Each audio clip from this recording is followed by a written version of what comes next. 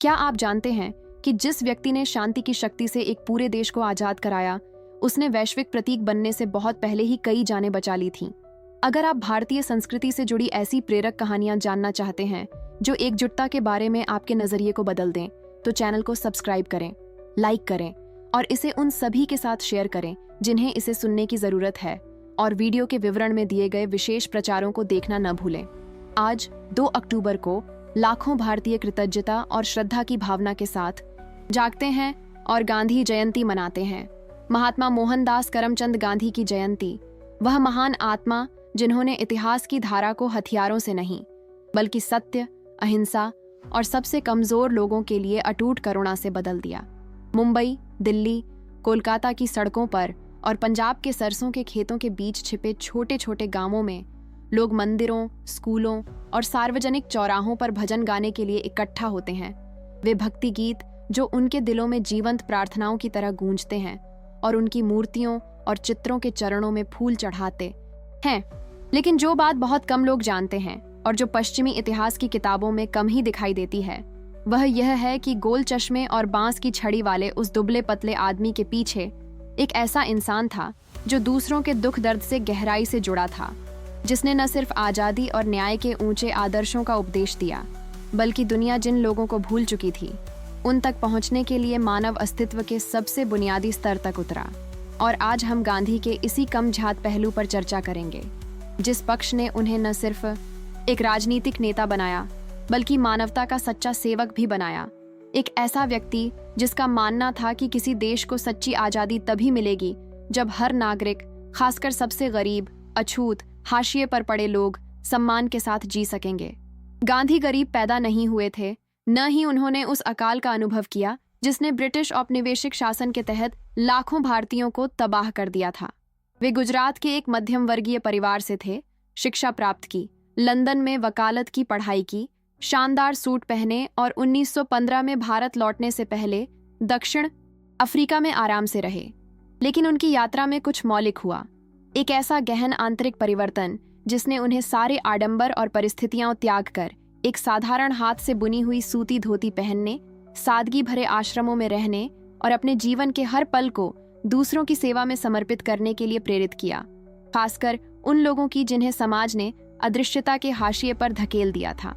वे समझते थे कि किसी सुनहरे पद चिन्ह से सामाजिक न्याय की बात करना पाखंड होगा, इसलिए वे नीचे उतरे, गरीबों के बीच रहे, वही खाया जो वे खाते थे, वहीं सोए जहां वे सोते थे, और सबसे महत्वपूर्ण बात, उनकी कहानियां सुनी, उनका दर्द महसूस किया और अपने जीवन को एक जीवंत उदाहरण में बदल दिया कि बदलाव हम में से प्रत्येक से शुरू होता है, बड़े बड़े भाषणों से नहीं बल्कि ठोस मौन कार्यों से, जो अक्सर नंगी आंखों से दिखाई नहीं देते।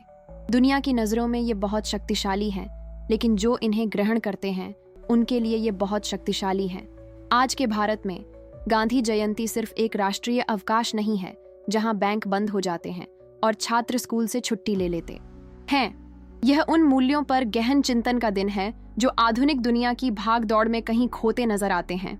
यह वह समय है जब परिवार उनकी आत्मकथा मेरा जीवन ही मेरा संदेश है के अंश पढ़ने या उनके जीवन पर आधारित फिल्में देखने के लिए एकत्रित होते हैं और याद करते हैं कि एक समय था जब एक निहत्थे व्यक्ति ने दुनिया के सबसे बड़े साम्राज्य का सामना किया था, और हिंसा से नहीं बल्कि सत्याग्रह से, सत्य की शक्ति से, अहिंसा से, स्वराज से, उस स्वशासन से जो प्रत्येक हृदय में शुरू होकर राजनीतिक संस्थाओं में प्रकट होता है। और इन समारोहों के बीच जरूरतमंदों के प्रति उनकी करुणा की कहानियां फिर से जीवंत हो उठती हैं, दादा दादी से नाती पोतों तक पहुंचती हैं। गेंदे की मालाओं और शांत भाव से मुस्कुराते महात्मा के चित्रों से सजी कक्षाओं में शिक्षकों द्वारा सुनाई जाती हैं, मानो हर नए श्रोता को बता रहे हों कि शांति का मार्ग कठिन है, लेकिन यही एकमात्र मार्ग है जिस पर चलना सार्थक है। बिहार के एक छोटे से गांव, जो आज भी भारत के सबसे गरीब इलाकों में से एक है, के मौखिक इतिहास में खोया एक परिवार था जिसने गांधी के करुणामयी पक्ष का प्रत्यक्ष अनुभव इस तरह किया जिसने उनके जीवन को हमेशा के लिए बदल दिया। ये 1930 की बात है। भारत को आज़ादी मिलने में अभी 2 दशक बाकी थे। ब्रिटिश शासन उपमहाद्वीप पर लोहे की जंजीर की तरह भारी पड़ रहा था और गरीबी अकल्पनीय स्तर तक पहुंच गई थी, खासकर ग्रामीण इलाकों में जहां बहुसंख्यक आबादी रहती थी। इस खास गांव में अछूतों दलितों का एक परिवार था, जिन्हें हिंदू जाति समाज ने सामाजिक पदानुक्रम के सबसे निचले पायदान पर धकेल दिया था। उन्हें अपवित्र माने जाने वाले काम करने के लिए मजबूर किया जाता था। मंदिरों में प्रवेश करने, ऊंची जातियों के समान झरने से पानी पीने, यहाँ तक कि अपनी परछाई को भी ऊंची जाति के किसी व्यक्ति को छूने देने की मनाही थी। इस खास परिवार में एक पिता रामू, उसकी पत्नी लक्ष्मी और 3 छोटे बच्चे थे, जिनमें सबसे बड़ा सिर्फ 8 साल का था। वे गांव के बाहरी इलाके में एक मिट्टी और फूस की झोपड़ी में रहते थे। इतना खतरनाक कि जब मानसून आया तो दीवारों से पानी रिसने लगा और फर्श कीचड़ में बदल गया और छत से पानी उन चटाइयों पर टपकने लगा जिन पर वे एक साथ सोते थे और जो कुछ उनके पास था उसे बांटकर गर्म रहने की कोशिश करते थे, जो व्यावहारिक रूप से कुछ भी नहीं था। रामू मैला ढोने का काम करता था, जो दलितों पर थोपे गए सबसे अपमानजनक व्यवसायों में से एक था। वह ऊंची जातियों के घरों में नंगे हाथों, बिना दस्तानों, बिना उचित औजारों और बिना किसी सम्मान के शौचालय और सीवर साफ करता था। इस काम के लिए, जिसे कोई और नहीं करना चाहता था, उसे कुछ सिक्के मिलते थे, जिनसे मुश्किल से एक वक्त का खाना भर चावल मिल पाता था। लक्ष्मी नदी में कपड़े धोकर अपनी आमदनी बढ़ाने की कोशिश करती थी, लेकिन लगातार कुपोषण और पर्याप्त चिकित्सा देखभाल के अभाव में लगातार गर्भधारण के कारण उसका शरीर पहले से ही बहुत कमजोर था। उसके बच्चे टहनियों जैसे दुबले पतले, बड़ी बड़ी ढंसी हुई आंखों वाले, जो पुराने अकाल की कहानियां सुनाते थे, स्कूल नहीं जाते थे, क्योंकि वहां कोई ऐसा स्कूल भी नहीं था जो उन्हें स्वीकार करता। वे अपना दिन जलावन के लिए लकड़ियां इकट्ठा करने, अपनी माँ की मदद करने या बस नीम के पेड़ की विरल छाया में बैठकर दुनिया को उस अपरिपक्व स्वीकारोक्ति के साथ गुजरते हुए देखते हुए बिताते थे, जो गरीब बच्चों में बहुत जल्दी विकसित हो जाती है। यह स्वीकार करना कि जीवन हमेशा ऐसा ही रहेगा, कि कोई आशा नहीं है, कि वे दुख सहने के लिए पैदा हुए हैं और दुख सहते हुए ही मरेंगे, दुख के अंतहीन चक्र को कायम रखते हुए, जो कि उनकी नियति लगती थी, अपरिवर्तनीय। जब गांधी जी भारतीय ग्रामीण इलाकों में अपनी कई यात्राओं में से एक के दौरान उस क्षेत्र में पहुंचे जहां वे आम लोगों की वास्तविकताओं को समझने और स्वतंत्रता आंदोलन के लिए जनता को संगठित करने के लिए गांव-गांव पैदल यात्रा कर रहे थे, तो वे आलीशान गाड़ियों में नहीं आए और न ही महाराजाओं के महलों में रुके। वे रेलगाड़ियों में तीसरे दर्जे में यात्रा करते थे, स्थानीय समर्थकों द्वारा दिए गए साधारण घरों में सोते थे और सबसे गरीब इलाकों में जाने पर जोर देते थे, जिनके बारे में औपनिवेशिक अधिकारी और यहाँ तक कि भारतीय नेता भी यह दिखावा करना पसंद करते थे कि उनका अस्तित्व ही नहीं है।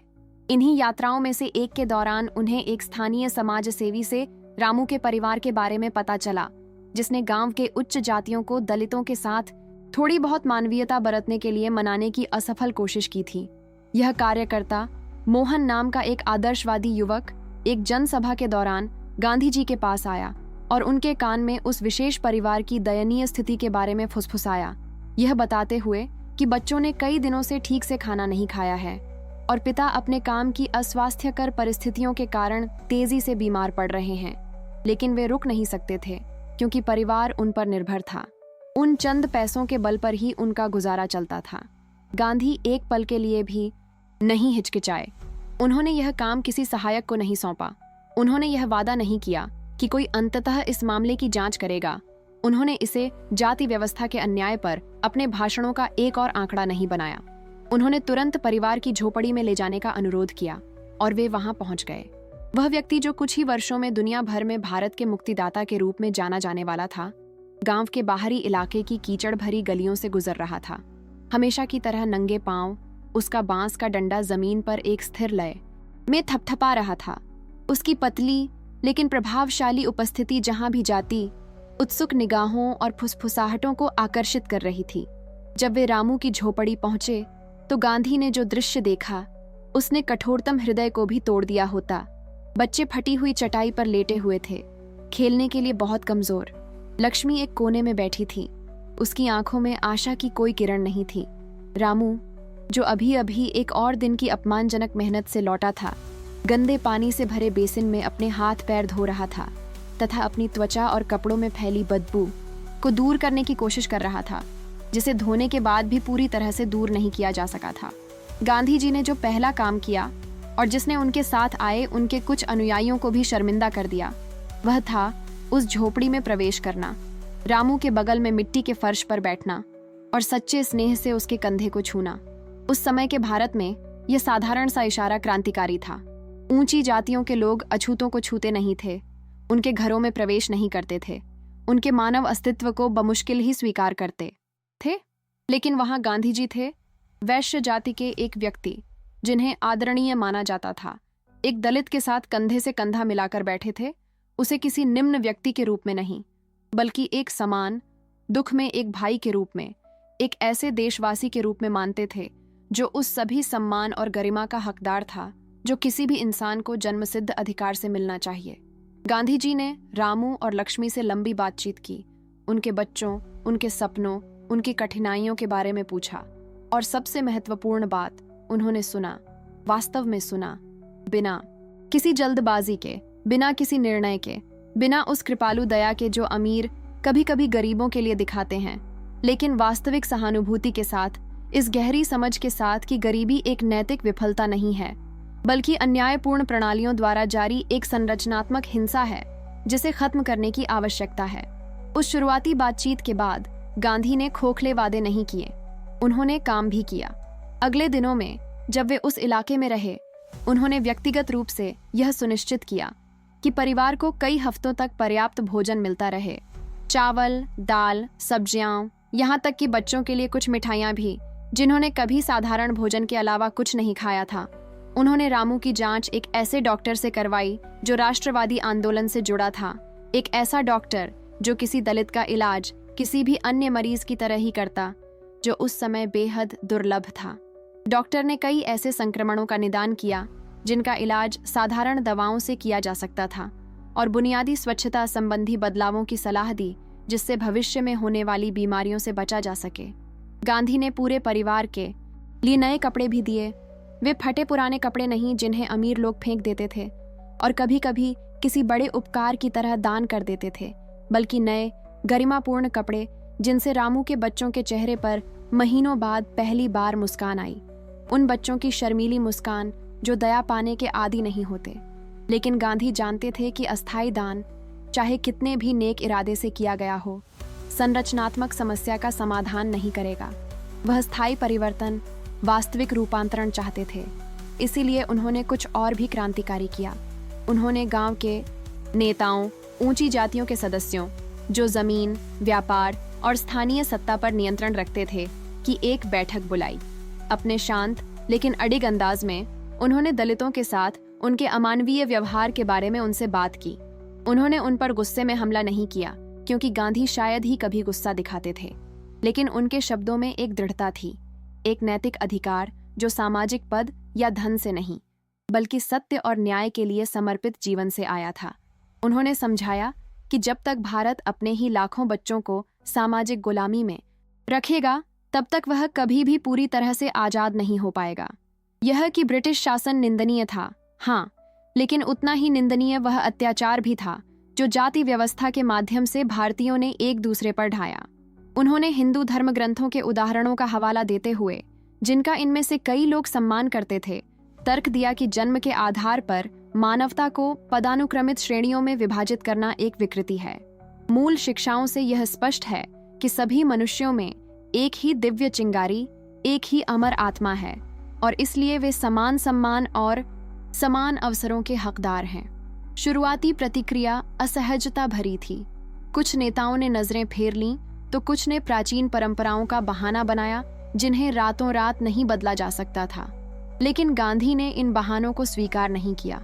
उन्होंने विनम्रता से लेकिन लगातार दबाव डाला, और धीरे धीरे उस माहौल में कुछ बदलाव आने लगा। शायद यह उनकी उपस्थिति का प्रभाव था, यह तथ्य कि यह व्यक्ति जो दुनिया में कहीं भी हो सकता था, ब्रिटिश नेताओं से बातचीत कर सकता था या हजारों की भीड़ को संबोधित कर सकता था, उसने वहां एक भूले बिसरे गांव में एक ऐसे अछूत परिवार का बचाव करने का विकल्प चुना था जिसकी किसी और को परवाह नहीं थी। शायद यह उनके तर्कों का अकाट्य तर्क था, या शायद, बस शायद, यह उन लोगों में किसी सुप्त विवेक का जागरण था, मानवता का कोई अंश जो पीढ़ियों से चली आ रही सामाजिक परिस्थितियों से दबा हुआ था, लेकिन अब दूसरे इंसानों के उत्पीड़न में उनकी अपनी मिली भगत की कटु सच्चाई के सामने, जिसे अब और नजरअंदाज नहीं किया जा सकता था। अगले कुछ हफ्तों में गांव में छोटे छोटे लेकिन महत्वपूर्ण बदलाव होने लगे। रामू के सबसे बड़े बेटे का दाखिला एक स्थानीय स्कूल में हुआ। शुरुआत में कुछ ऊंची जाति के माता पिता के विरोध के बावजूद, लेकिन प्रधानाध्यापक गांधी जी के शब्दों से प्रेरित होकर अडिग रहे और उन्होंने सुनिश्चित किया कि बेटा पढ़ सके। परिवार को स्वच्छ जल स्रोत तक पहुंच मिली, जो पहले उन्हें नहीं मिलता था। सबसे महत्वपूर्ण बात यह थी कि रामू को उस कृषि सहकारी समिति में वैकल्पिक काम मिल गया, जिसकी स्थापना गांधी जी ने उस इलाके में की थी। ऐसा काम जो शारीरिक रूप से तो कठिन था, लेकिन सम्मान के साथ, उचित औजारों के साथ, उचित मजदूरी पर किया जाता था, और जहां उसे एक मूल्यवान मजदूर माना जाता था, न कि एक दूषित अछूत। बेहतर पोषण और परिवार के तात्कालिक जीवनयापन पर कम तनाव के साथ लक्ष्मी अपनी ताकत वापस पाने लगी, और बच्चों ने अपने नन्हे जीवन में पहली बार बचपन का अनुभव किया। खेलना, सीखना, ऐसे भविष्य के सपने देखना जो पहले असंभव लगते थे। इस परिवार की कहानी पूरे इलाके में फैल गई, अखबारों या सार्वजनिक घोषणाओं के जरिए नहीं, क्योंकि दलितों के साथ हो रहे मानवीय व्यवहार की कहानी कौन प्रकाशित करना चाहेगा, बल्कि ज्ञान संचार के सबसे पुराने और सबसे शक्तिशाली तरीके से, मुहज़बानी, दिल से दिल तक, बाजारों में फुसफुसाती बातचीत में, रात के समय अलाव के आसपास सुनाई जाने वाली कहानियों में, लोकगीतों में, जिनमें उस दिन के छंद शामिल होने लगे जब महान महात्मा एक भूले बिसरे गांव में आए थे और सभी को याद दिलाया था कि कोई भी व्यक्ति जरूरत से ज्यादा इस्तेमाल नहीं किया जा सकता। हर जीवन का मूल्य अनंत है। किसी समाज की सच्ची प्रगति उसकी इमारतों के आकार या उसके कुलीन वर्ग की संपत्ति से नहीं, बल्कि इस बात से मापी जाती है कि वह अपने सबसे कमजोर सदस्यों के साथ कैसा व्यवहार करता है। गांधी हमेशा कहते थे कि हमें वह बदलाव खुद बनना होगा जो हम दुनिया में देखना चाहते हैं, और उस प्रसंग में उन्होंने बिल्कुल वैसा ही किया। उन्होंने सिर्फ समानता और सामाजिक न्याय का उपदेश ही नहीं दिया, वे सिद्धांत से व्यवहार की ओर, दर्शन से ठोस कार्रवाई की ओर उतरे। उन्होंने नामों, चेहरों और कहानियों से एक विशिष्ट परिवार को छुआ, और उस सूक्ष्म जगत को बदलकर उन्होंने परिवर्तन के ऐसे बीज बोए जो उनके जाने के बहुत बाद तक बढ़ते रहे। इस कहानी को खास तौर पर प्रभावशाली बनाने वाली बात सिर्फ गांधी की व्यक्तिगत अच्छाई नहीं है, हालांकि वह उल्लेखनीय है, बल्कि वह मिसाल है जो उन्होंने कायम की, और वह आंदोलन जिसे उन्होंने प्रेरित किया। क्योंकि गांधी ने ऐसा एक बार करके अपने मिशन को पूरा नहीं मान लिया। उन्होंने अपने पूरे जीवन में सैकड़ों, शायद हजारों बार यही दोहराया। वे जहां भी गए, उन्होंने हाशिए पर पड़े लोगों, भुला दिए गए लोगों, समाज द्वारा त्याग दिए गए लोगों को ढूंढा और उन्हें ऊपर उठाया, न कि पितृसत्तात्मक दान से जो लोगों को पराधीनता की स्थिति में रखता है, बल्कि ऐसे कार्यों से जिन्होंने सम्मान बहाल किया, अवसरों के द्वार खोले और उत्पीड़न की उन संरचनाओं को चुनौती दी जो लोगों को पीढ़ियों से गरीबी में रखती थीं। उन्होंने भारतीय कार्यकर्ताओं की एक पूरी पीढ़ी को ऐसा ही करने के लिए प्रशिक्षित किया, न केवल ब्रिटिश उपनिवेशवाद के खिलाफ, बल्कि भारतीय समाज के आंतरिक अन्याय, जाति व्यवस्था, लैंगिक भेदभाव और उन सभी प्रकार के उत्पीड़न के खिलाफ जो मनुष्य को अपनी पूरी क्षमता का एहसास करने से रोकते हैं।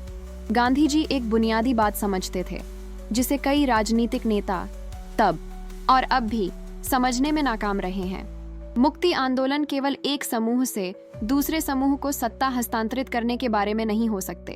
उनका उद्देश्य हमारे समाजों की संरचना, एक दूसरे के साथ हमारे संबंधों और मानवीय मूल्यों की परिभाषा में आमूलचूल परिवर्तन लाना होना चाहिए।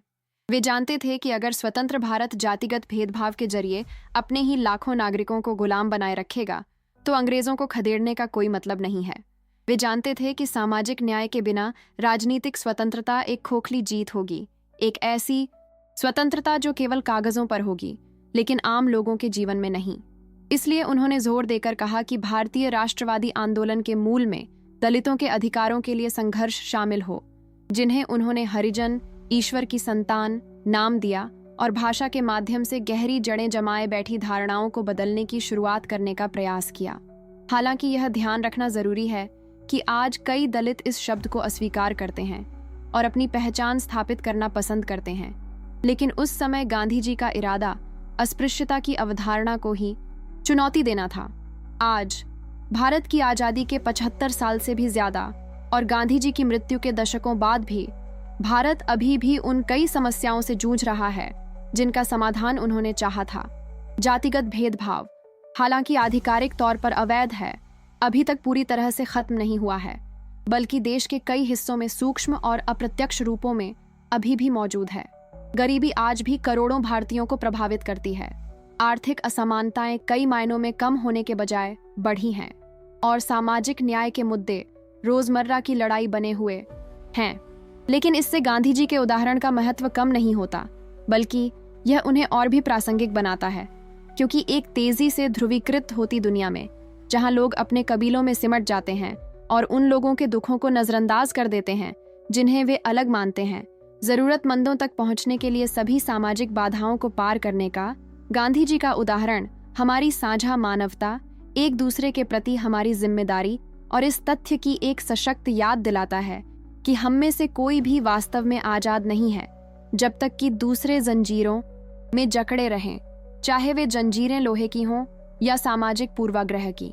जब हम गांधी जयंती मनाते हैं तो हम किसी व्यक्ति के जन्मदिन से कहीं अधिक का जश्न मना रहे होते हैं। हम उन मूल्यों और सिद्धांतों का जश्न मना रहे हैं जो कठिन समय में आशा की किरण बने रहते हैं। हम याद रख रहे हैं कि परिवर्तन संभव है, उत्पीड़न की व्यवस्थाओं को चुनौती दी जा सकती है और अंततः उन्हें उखाड़ फेंका जा सकता है। हिंसा ही एकमात्र समाधान नहीं है, बल्कि अन्याय का सर्वोत्तम समाधान भी नहीं है। सत्य और करुणा जब साहसी और निरंतर कार्यों के साथ जुड़ जाते हैं तो उनमें परिवर्तनकारी शक्ति होती है। पूरे भारत में गांधी जयंती समारोह केवल खोखले अनुष्ठान या सुविधाजनक अवकाश नहीं है। कई भारतीयों के लिए, विशेष रूप से वे जो भेदभाव और गरीबी के खिलाफ संघर्ष जारी रखते हैं, ये उत्सव इस बात की पुष्टि है कि उनके संघर्ष मायने रखते हैं, उनकी गरिमा से समझौता नहीं किया जा सकता और गांधी का न्यायपूर्ण और समतामूलक भारत का दृष्टिकोण, हालांकि अभी पूरी तरह साकार नहीं हुआ है, फिर भी प्रयास करने लायक एक लक्ष्य बना हुआ है। इस दिन भारतीय स्कूलों में सभी जातियों, धर्मों और आर्थिक पृष्ठभूमि के बच्चे गांधी जी का प्रिय भजन रघुपति राघव राजा राम गाने के लिए एकत्रित होते हैं। यह भजन वे अपनी यात्राओं और प्रार्थना सभाओं में गाते थे। यह एक ऐसा गीत है जिसमें जानबूझकर हिंदू और मुस्लिम संदर्भों का मिश्रण किया गया है ताकि अंतरधार्मिक सद्भाव को बढ़ावा मिले। बच्चे चरखों का उपयोग करके हाथ से कतई प्रतियोगिताओं में भाग लेते हैं। ये चरखे गांधी जी प्रतिदिन इस्तेमाल करते थे और आज आर्थिक आत्मनिर्भरता के स्वदेशी आंदोलन के प्रतीक बन गए हैं।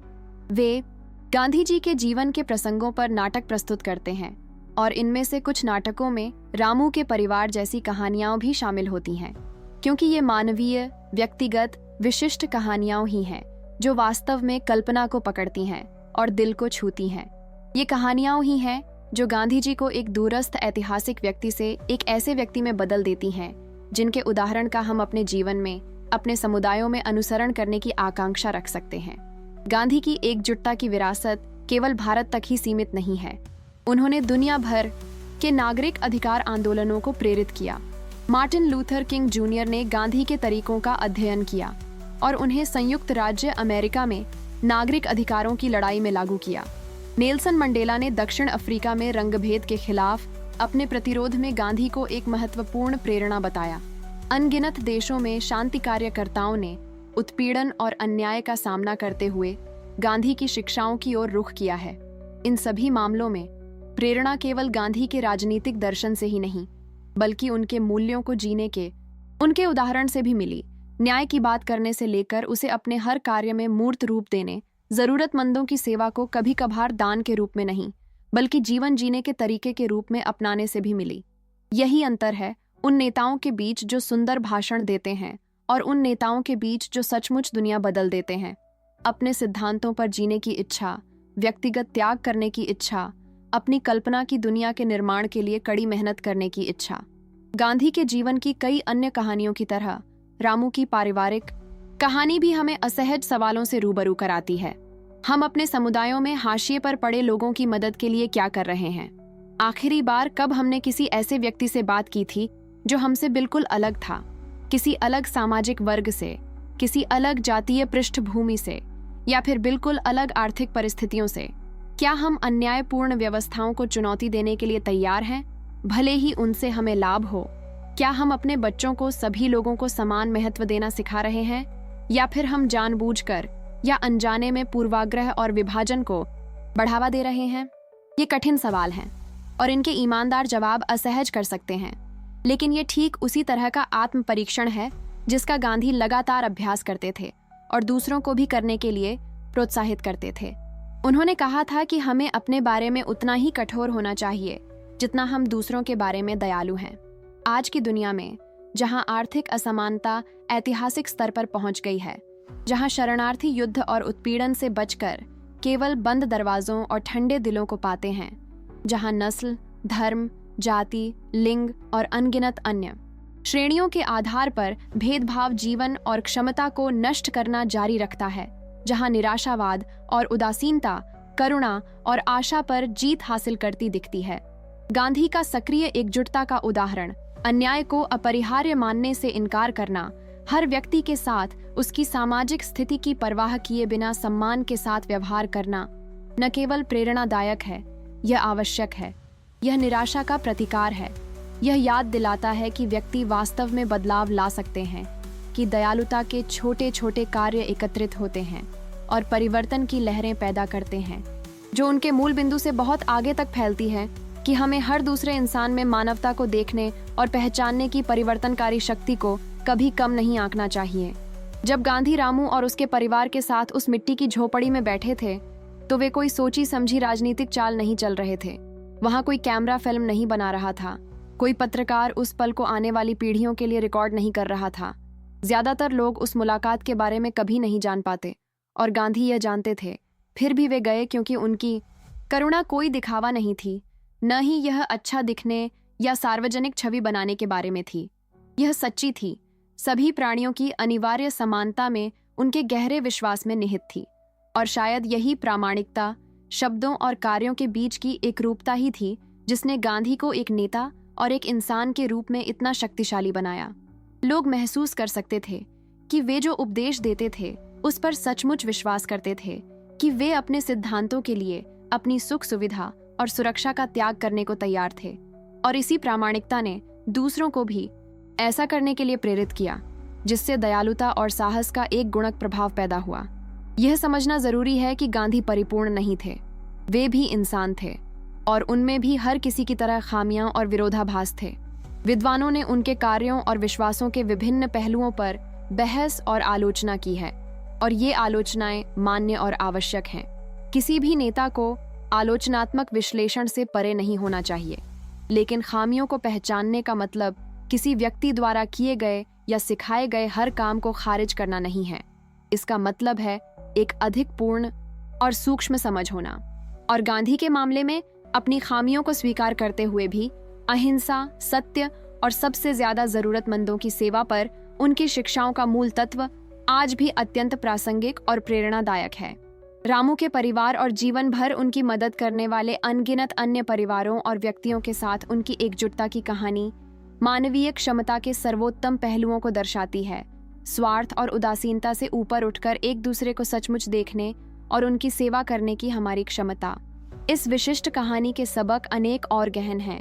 पहला, यह हमें सिखाती है कि सच्चा नेतृत्व आडंबर नहीं बल्कि सेवा है, दूसरों से ऊपर खड़े होने का नहीं बल्कि उनके साथ खड़े होने का, खासकर उन लोगों के साथ जिन्हें हाशिए पर धकेल दिया गया है। दूसरा, यह हमें दिखाती है कि व्यवस्थागत परिवर्तन व्यक्तिगत कार्यों से शुरू होता है।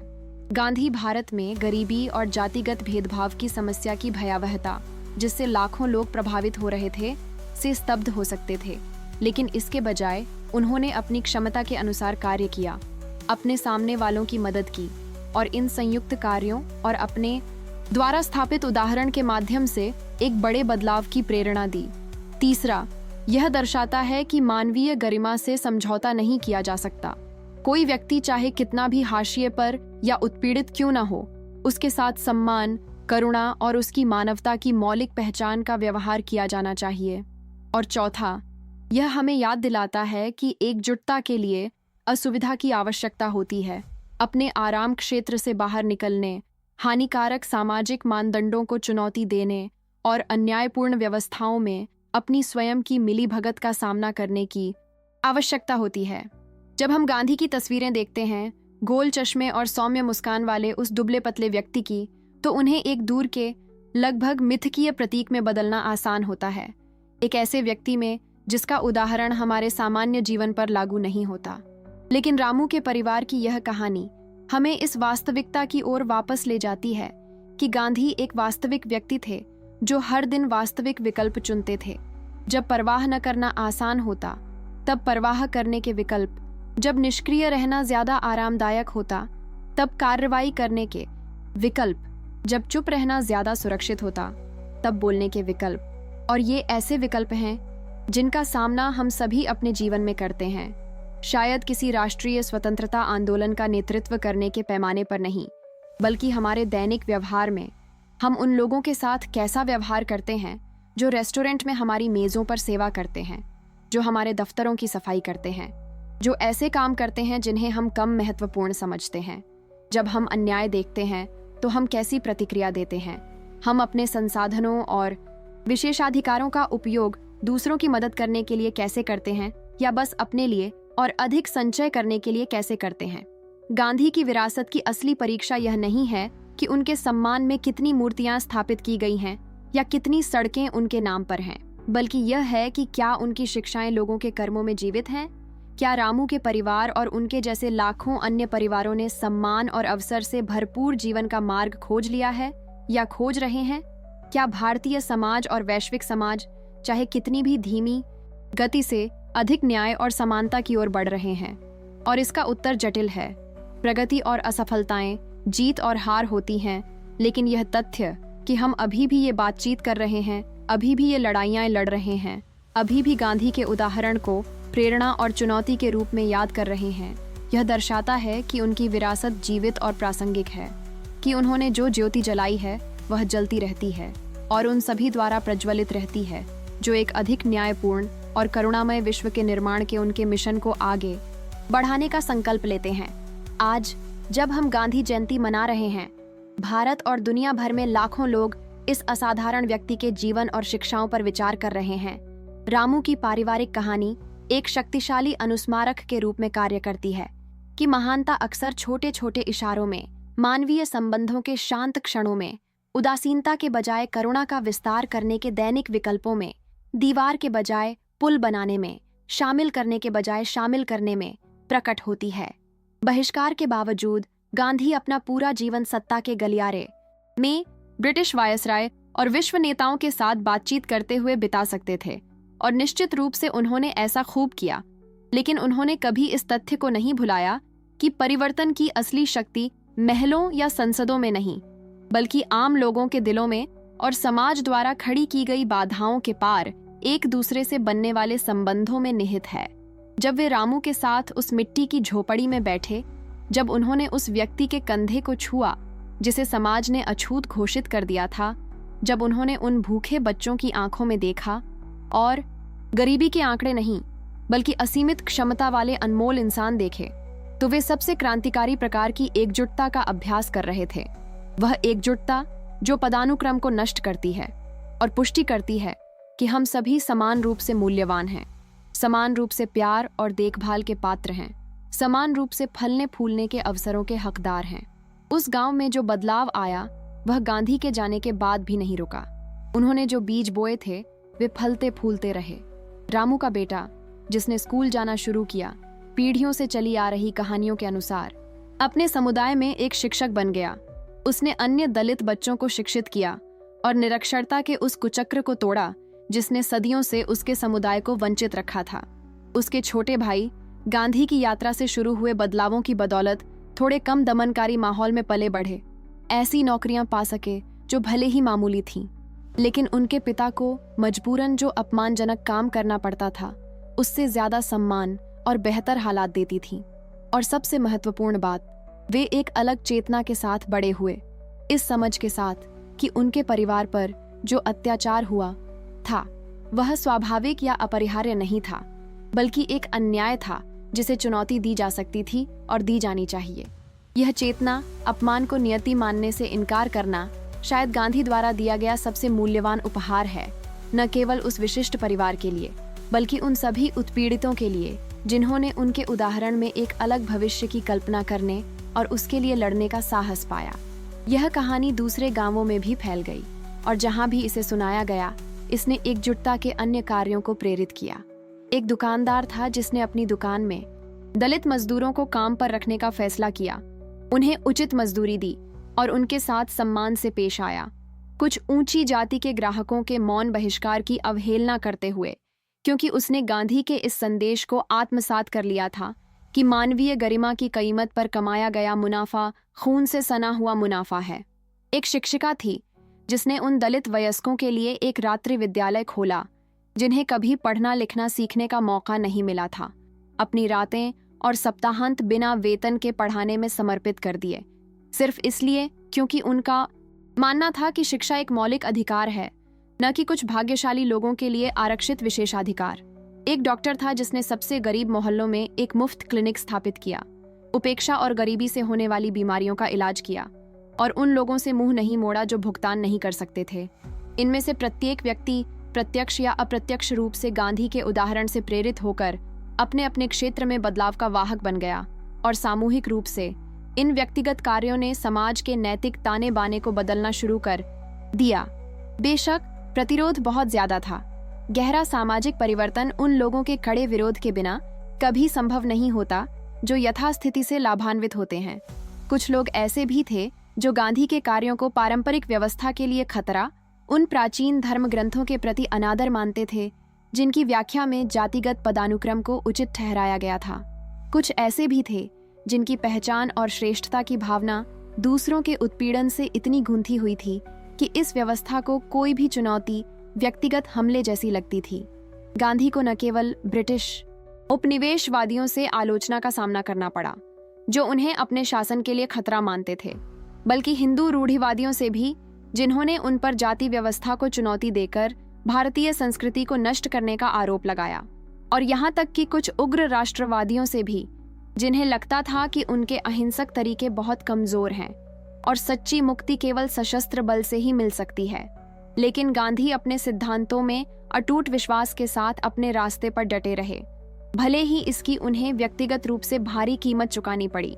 यहाँ तक कि जब उन पर हमला किया गया, उन्हें कैद किया गया, उन्हें धमकाया गया, तब भी उन्होंने अहिंसा, सत्याग्रह, सत्य पर जोर और सेवा का उपदेश और अभ्यास जारी रखा, निस्वार्थ, क्योंकि वह समझता था कि अंत साधनों को उचित नहीं ठहराता, कि अन्यायपूर्ण तरीकों से न्यायपूर्ण विश्व का निर्माण नहीं किया जा सकता, कि हिंसा केवल प्रतिशोध और पीड़ा के अंतहीन चक्र में और अधिक हिंसा को जन्म देती है।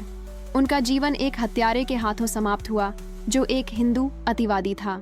उसका मानना था कि गांधी ने मुसलमानों के प्रति अत्यधिक उदार होकर और हिंदू वर्चस्व के बजाय अंतर्धार्मिक सद्भाव को बढ़ावा देकर हिंदुओं के साथ विश्वासघात किया है।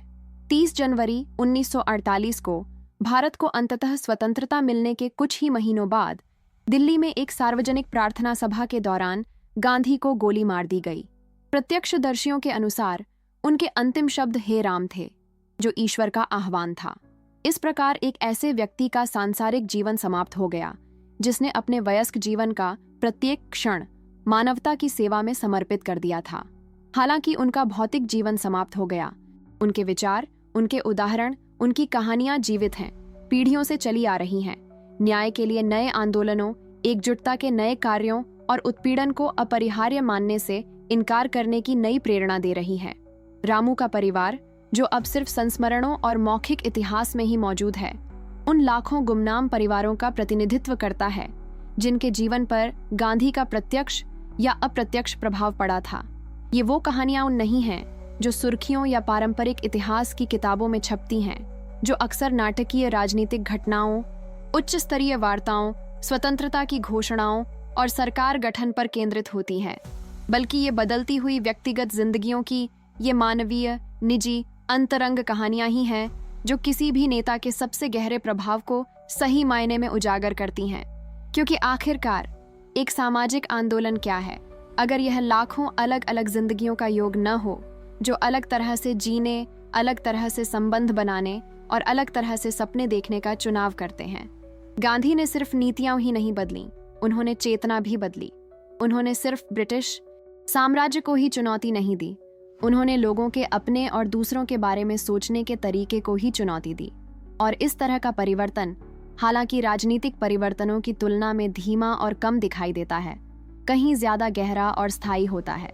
आज जब हम अभूतपूर्व वैश्विक संकटों का सामना कर रहे हैं, जलवायु परिवर्तन जो हमारी प्रजाति सहित पूरी प्रजाति के अस्तित्व के लिए खतरा है, आर्थिक असमानताएं जो भयावह स्तर पर पहुंच गई हैं, बहिष्कारवादी राष्ट्रवाद और घृणास्पद राजनीति का पुनरुत्थान, युद्धों और आपदाओं से विस्थापित लाखों लोग और राजनीतिक व्यवस्थाएं जो हमारे सामने आने वाली चुनौतियों का समुचित समाधान करने में असमर्थ प्रतीत होती हैं, तो निराशावाद में पड़ना, ये विश्वास करना कि इतनी बड़ी समस्याओं का समाधान असंभव है, कि व्यक्ति कोई बदलाव नहीं ला सकते, कि हमें बस अपना और अपने आसपास के लोगों का ध्यान रखना चाहिए और दुनिया को अपने आप सुलझने देना चाहिए।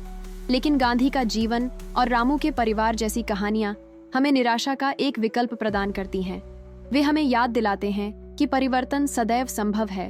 यह करुणा और साहस के साथ कार्य करने के व्यक्तिगत विकल्पों से शुरू होता है। दमनकारी व्यवस्थाएं जो स्थायी और अजेय लगती हैं, उन्हें तब उखाड़ फेंका जा सकता है जब आम लोग उनके साथ सहयोग करने से इनकार कर देते हैं और अलग मूल्यों के अनुसार जीवन जीना शुरू कर देते हैं। हमें सत्य और न्याय के लिए प्रतिबद्ध एक व्यक्ति की शक्ति को कभी कम नहीं आंकना चाहिए, क्योंकि 1-2 हो जाता है, 2-10 हो जाते हैं, 10 सैकड़ों हो जाते हैं, और अंततः आपके पास एक ऐसा आंदोलन होता है जो पहाड़ों को हिला सकता है। गांधी का हम सभी के लिए आह्वान सरल किंतु गहन है। अपने आसपास देखें कि आपके अपने परिवेश और समुदायों में किसे हाशिए पर बहिष्कृत और उत्पीड़ित किया जा रहा है। यह वह प्रवासी मजदूर हो सकता है जो निर्माण कार्यों में भारी भरकम काम करता है, लेकिन उसके साथ अदृश्य व्यवहार किया जाता है। यह वह घरेलू कामगार हो सकता है जो घरों की सफाई करता है, लेकिन उसे कभी भी बराबरी के साथ बैठने का न्योता नहीं मिलता। यह आपके शहर का वह शरणार्थी हो सकता है जिसे अपनी पृष्ठभूमि के कारण शत्रुता और भेदभाव का सामना करना पड़ता है। ये किसी अल्पसंख्यक धर्म का व्यक्ति हो सकता है जो मौन या कम मौन पूर्वाग्रहों का शिकार होता है। ये किसी भिन्न यौन अभिविन्यास या लैंगिक पहचान वाला व्यक्ति हो सकता है जो स्वीकृति और बुनियादी अधिकारों के लिए संघर्ष कर रहा हो। ये बस आपका कोई बुजुर्ग पड़ोसी हो सकता है जो अकेला रहता है और जिसे सबने भुला दिया है। चाहे वह कोई भी हो, गांधी हमें चुनौती देते हैं कि हम वही करें जो उन्होंने किया। उन सामाजिक बाधाओं को पार करें जो हमें अलग करती हैं। दूसरों तक पहुंचें, न केवल दान दें बल्कि सच्ची एकजुटता प्रदान करें। किसी वर्ग या रूढ़े को न देखें बल्कि एक ऐसे व्यक्ति को देखें जिसकी एक अनूठी कहानी, वैध सपने और अंतर्निहित गरिमा है जिसे सामाजिक परिस्थितियों द्वारा नकारा या कम नहीं किया जा सकता। इसका मतलब यह नहीं कि हम सभी को पूर्णकालिक कार्यकर्ता या सामाजिक आंदोलन के नेता बन जाना चाहिए। गांधी जी समझते थे कि लोगों के पास अलग अलग प्रतिभाएं, अलग अलग परिस्थितियां, अलग अलग क्षमताएं होती हैं, लेकिन हर कोई कुछ न कुछ कर सकता है। यह उतना ही सरल हो सकता है जितना कि किसी ऐसे व्यक्ति के साथ सच्चे सम्मान से पेश आना जिससे समाज ने आपको घृणा करना सिखाया है। यह सामाजिक न्याय को बढ़ावा देने वाली नीतियों और राजनेताओं का समर्थन करने के लिए अपने वोट का उपयोग करना हो सकता है। यह अपने बच्चों को सतही मतभेदों के बावजूद सभी लोगों को समान रूप से महत्व देना सिखाना हो सकता है। यह आपके संसाधनों का उपयोग, चाहे वे बहुत हों या कम, उन संगठनों का समर्थन करने के लिए करना हो सकता है जो हाशिए के समुदायों के साथ जमीनी स्तर पर काम करते हैं। ये बस सुनना हो सकता है, सचमुच सुनना, जब कोई आपके अनुभव से अलग अनुभव वाला व्यक्ति अपने संघर्षों और चुनौतियों को साझा करता है। यह बिना किसी रक्षात्मक रुख के, कम करने या समझाने की कोशिश किए बिना बस सुनना और समझने की कोशिश करना हो सकता है। इनमें से प्रत्येक कार्य, चाहे कितना भी छोटा क्यों ना हो, उस उदासीनता और क्रूरता के विरुद्ध प्रतिरोध का कार्य है जो हमारी दुनिया की इतनी बड़ी विशेषता है। प्रत्येक इस बात की पुष्टि है कि एक और दुनिया संभव है, एक ऐसी दुनिया जहां मानवीय गरिमा सार्वभौमिक हो, जहां संसाधनों का समान रूप से बंटवारा हो, जहां कोई भी पीछे ना छूटे। गांधी जयंती का उत्सव केवल पुरानी यादों में खो जाने, किसी बीते युग के महापुरुष को सम्मान पूर्वक याद करने का अवसर नहीं होना चाहिए। यह उनके द्वारा स्थापित मूल्यों के प्रति पुनः प्रतिबद्धता का समय होना चाहिए। इस बारे में ईमानदार आत्म परीक्षण का समय होना चाहिए कि क्या हम अपने जीवन में उन मूल्यों पर खरे उतर रहे हैं। एक अधिक न्यायपूर्ण, अधिक करुणामय, अधिक मानवीय विश्व के लिए कार्य करने के अपने संकल्प को नवीनीकृत करने का समय होना चाहिए। भारत के लोगों के लिए, विशेष रूप से ऐतिहासिक रूप से उत्पीड़ित समुदायों के लोगों के लिए गांधी जयंती एक अनुस्मारक है कि सम्मान और न्याय के लिए उनका संघर्ष अकेला नहीं है। इसकी जड़ें प्रतिरोध की परंपरा में गहरी हैं और यह कि उनके सबसे प्रतिष्ठित संरक्षक एक ऐसे व्यक्ति थे जिन्होंने न केवल अपने उद्देश्यों के बारे में बात की बल्कि उनके लिए जिया भी। दुनिया भर के लोगों के लिए गांधी जयंती व्यक्तिगत शक्ति की खोज के बजाय नैतिक सिद्धांतों पर आधारित नेतृत्व के एक असाधारण उदाहरण के बारे में जानने या उसे याद करने का अवसर है। शक्तिशाली उत्पीड़कों के विरुद्ध भी अहिंसा की, प्रभावशीलता का और तीव्र राजनीतिक संघर्षों के बीच भी मानवता और करुणा को बनाए रखने के महत्व का। गांधी की व्यापक रूप से प्रसारित तस्वीरों में एक कमजोर सा दिखने वाला व्यक्ति दिखाई देता है। नियमित उपवास और बेहद सादा आहार का परिणाम, वह दुबला शरीर, वह प्रतिष्ठित गोल चश्मा, वह सौम्य मुस्कान जो कठिन क्षणों में भी उनके चेहरे को रोशन करती प्रतीत होती थी। लेकिन तस्वीरें उस आंतरिक शक्ति को कैद नहीं कर पाती जिसने इस कमजोर से दिखने वाले व्यक्ति को दुनिया के अब तक के सबसे बड़े साम्राज्य का सामना करने और अंततः विजय प्राप्त करने की अनुमति दी। वह अटूट दृढ़ संकल्प जिसने उन्हें कारावास, हमलों, विश्वासघात और अनगिनत कठिनाइयों के बीच सहारा दिया। करुणा की असीम क्षमता जिसने उन्हें सांप्रदायिक हिंसा के पीड़ितों के लिए, चाहे उनका धर्म कुछ भी हो, रोया तब भी जब उनके अपने कुछ समर्थकों ने सोचा कि उन्हें किसी का पक्ष लेना चाहिए। वह गहन विनम्रता जिसने उन्हें गलतियां स्वीकार करने और बेहतर तर्कों से आश्वस्त होने पर अपना रुख बदलने के लिए प्रेरित किया।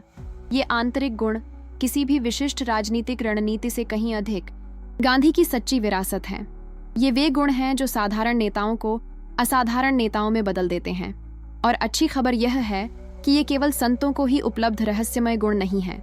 ये मानवीय गुण हैं जिन्हें हम सभी जानबूझकर अभ्यास के माध्यम से ईमानदारी, करुणा और साहस के साथ कार्य करने के सचेत और बार बार के विकल्पों के माध्यम से विकसित कर सकते हैं, भले ही यह कठिन हो, खासकर जब यह कठिन हो। रामू के परिवार की कहानी, जिसकी हम आज पड़ताल कर रहे हैं, उन हजारों कहानियों में से एक है जो गांधी जी के आम लोगों से संवाद के बारे में कही जा सकती है। उनके द्वारा देखा गया हर गांव, उनके द्वारा स्थापित हर आश्रम, उनके द्वारा नेतृत्व किया गया हर मार्च मानवीय मुलाकातों से भरा था जिसने बड़े और छोटे हर तरह से जीवन को बदल दिया। ऐसी विधवाओं की कहानियां हैं जिन्हें उन्होंने उस समाज में अपना जीवन और सम्मान वापस पाने के लिए प्रोत्साहित किया जिसने उन्हें अपने पतियों की मृत्यु के बाद अभिशप्त और बेकार समझा। ऐसी औद्योगिक मजदूरों की कहानियां हैं जिन्हें उन्होंने उचित वेतन और मानवीय कार्य स्थितियों के लिए हड़तालों में समर्थन दिया। ऐसे किसानों की कहानियां हैं जिन्हें उन्होंने शोषक जमींदारों के उत्पीड़न का विरोध करना सिखाया। ऐसी महिलाओं की कहानियां जिन्हें उन्होंने सदियों पुरानी घरेलू बंदिशों को तोड़कर स्वतंत्रता आंदोलन में सक्रिय रूप से भाग लेने के लिए प्रेरित किया। ऐसे युवाओं की कहानियां जिन्हें उन्होंने अहिंसा और सामाजिक न्याय के मूल्यों के प्रति प्रतिबद्ध अगली पीढ़ी के नेता बनने के लिए मार्गदर्शन दिया। अगर हमारे पास इन सभी कहानियों को बताने का समय होता तो ये सभी कहानियां गांधी जी की असाधारण मानवता और सेवा के प्रति उनकी प्रतिबद्धता की गहराई के नए आयाम उजागर करती। इन कहानियों को उनकी विशिष्टता विशेष रूप से प्रभावशाली बनाती है। ये गरीबों की मदद करने या न्याय के लिए लड़ने जैसी अस्पष्ट कल्पनाएं नहीं हैं। ये वास्तविक लोगों के ठोस आख्यान हैं जिनके नाम हैं, विशिष्ट परिस्थितियां हैं, विशिष्ट चुनौतियां हैं और ठोस परिवर्तन हैं जिनका पता पीढ़ियों से लगाया जा सकता है। यह विशिष्टता इसलिए मायने रखती है क्योंकि सैद्धांतिक रूप से सामाजिक न्याय का समर्थन करना, सामान्य शब्दों में कहें तो सभी लोगों को सम्मान और अवसर मिलना चाहिए। इस बात से सहमत होना आसान है, लेकिन यह तब और भी चुनौतीपूर्ण हो जाता है जब इसका मतलब होता है कि हम कैसे जीते हैं, हम किसके साथ जुड़ते हैं, हम अपना पैसा और समय कैसे खर्च करते हैं, हम किन विशेषाधिकारों को छोड़ने को तैयार हैं ताकि दूसरों को बुनियादी अधिकार मिल सकें। गांधी ने इस मुद्दे को अमूर्त स्तर पर नहीं छोड़ा। उन्होंने इसे व्यक्तिगत, ठोस और तात्कालिक बनाया। रामू के साथ बैठकर उसके परिवार को छूकर, यह सुनिश्चित करके कि उनके पास भोजन, कपड़ा, शिक्षा और अच्छा काम हो। उन्होंने दिखाया कि सामाजिक न्याय कोई दूर की दार्शनिक अवधारणा नहीं है, बल्कि एक दैनिक व्यवहार है जो विशिष्ट, मापनीय कार्यों में प्रकट होता है, जो वास्तविक जीवन को बेहतर बनाते हैं। और यह हमें वर्तमान क्षण में, हमारे अपने जीवन में उन विकल्पों पर वापस लाता है जिनका हम हर दिन सामना करते हैं। क्या हम वैश्विक समस्याओं की विशालता को खुद को पंगु बना देंगे, या हम गांधी के उदाहरण का अनुसरण करेंगे कि हम जो हैं उसी के साथ कार्य करें? क्या हम इस बहाने के पीछे छिपेंगे कि हमारे पास बदलाव लाने के लिए पर्याप्त समय या संसाधन नहीं है, या हम यह स्वीकार करेंगे कि छोटे छोटे कार्य भी जब लाखों लोग मिलकर करते हैं तो बड़े बदलाव लाते हैं? क्या हम केवल जड़ता, परिवर्तन से असहजता, विशेषाधिकार खोने के डर से हानिकारक सामाजिक विभाजन और पदानुक्रम को बनाए रखेंगे, या क्या हम इन संरचनाओं को चुनौती देने और हमें अलग करने वाली बाधाओं के बीच सेतु बनाने का साहस करेंगे? ये कोई साधारण प्रश्न नहीं है, ये वास्तविक विकल्प हैं जिनका हम सभी को सामना करना पड़ता है, और हम अपने कार्यों के माध्यम से, न कि केवल अपने शब्दों के माध्यम से जो उत्तर देते हैं, वही निर्धारित करते हैं कि हम आने वाली पीढ़ियों के लिए किस प्रकार की दुनिया का निर्माण कर रहे हैं। गांधी के दृष्टिकोण की खूबसूरती यह है कि यह एक स्पष्ट मार्ग प्रस्तुत करता है। आपको अधिकारियों की अनुमति का इंतजार करने की जरूरत नहीं है, आपको भारी संसाधनों की जरूरत नहीं है, आपको बदलाव लाने के लिए सत्ता के पदों की जरूरत नहीं है। आप अभी, आज, इसी क्षण इस कहानी को सुनते हुए, गांधी जयंती मनाते हुए शुरुआत कर सकते हैं। भले ही आप भारतीय न हों, भले ही आप कभी भारत न आए हों, क्योंकि गांधी जिन मूल्यों का प्रतिनिधित्व करते थे वे सार्वभौमिक हैं, राष्ट्रीयताओं, धर्मों और संस्कृतियों से परे हैं। वे करुणा, न्याय, सत्य, अहिंसा और सभी के लिए सम्मान के गहन मानवीय मूल्य हैं। इन्हें जीने के लिए आपको गांधी का प्रतिरूप बनने की जरूरत नहीं है। प्रत्येक व्यक्ति को इन मूल्यों की अपनी प्रामाणिक अभिव्यक्ति, उनकी सेवा करने का अपना तरीका खोजना होगा, जो उनकी अनूठी प्रतिभाओं, उनकी विशिष्ट परिस्थितियों और उनके विशेष जुनून के अनुरूप हो।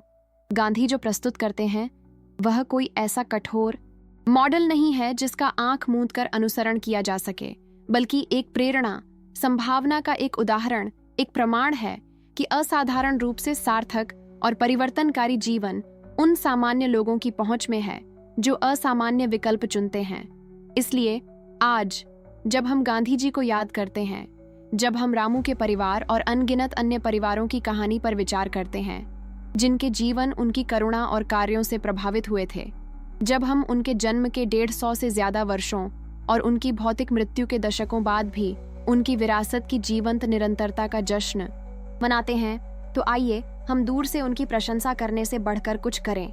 आइए हम सभी एक व्यक्तिगत प्रतिबद्धता बनाएं कि उनकी शिक्षाओं के कम से कम एक पहलू को अपने जीवन में ठोस रूप से शामिल करें। हो सकता है कि यह आपके अंदर मौजूद किसी पूर्वाग्रह को सक्रिय रूप से चुनौती देना हो सकता है कि यह किसी अलग थलग या हाशिए पर पड़े व्यक्ति से दोस्ती का हाथ बढ़ाना हो सकता है कि यह आपके समय या संसाधनों से न्याय के लिए काम करने वाले किसी उद्देश्य का समर्थन करना हो सकता है कि यह आपके दैनिक व्यवहार में अधिक दयालुता और कम निर्णय लेने का अभ्यास करना हो। जो भी हो, इसे पूरे इरादे से करें, इसे लगातार करें और देखें कि कैसे यह न केवल आपके आसपास की दुनिया को बल्कि आपको भी बदलना शुरू कर देता है, क्योंकि यह गांधी जी के जीवन से एक और गहरा सबक है।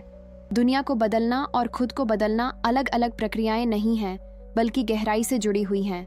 दूसरों के लिए न्याय के लिए काम करके आप और अधिक पूर्ण मानव बनते हैं। सेवा करने से आप उद्देश्य और अर्थ खोज लेते हैं जो कोई भी व्यक्तिगत या भौतिक संचय सफलता से प्राप्त नहीं किया जा सकता। आज आप क्या कदम उठाएंगे? आप उस दुनिया की ओर कौन सा छोटा कदम उठाएंगे जिसे आप देखना चाहते हैं? कल नहीं, जब आपके पास ज्यादा समय या संसाधन होंगे, तब नहीं, बल्कि आज, अभी। यही गांधी जयंती की सच्ची भावना है। सिर्फ अतीत को याद करना नहीं, बल्कि भविष्य के लिए प्रतिबद्ध होना। सिर्फ किसी महान नेता की प्रशंसा करना नहीं, बल्कि अपने प्रभाव क्षेत्र में सकारात्मक बदलाव का वाहक बनना। क्योंकि गांधी निष्क्रिय अनुयायी नहीं चाहते थे, वे एक नई दुनिया के सह निर्माता चाहते थे। वे चाहते थे कि हर व्यक्ति बदलाव लाने की अपनी शक्ति को पहचाने और बिना किसी हिचकिचाहट, बिना किसी अनुमति का इंतजार किए, बिना किसी बहाने के उसका इस्तेमाल करे।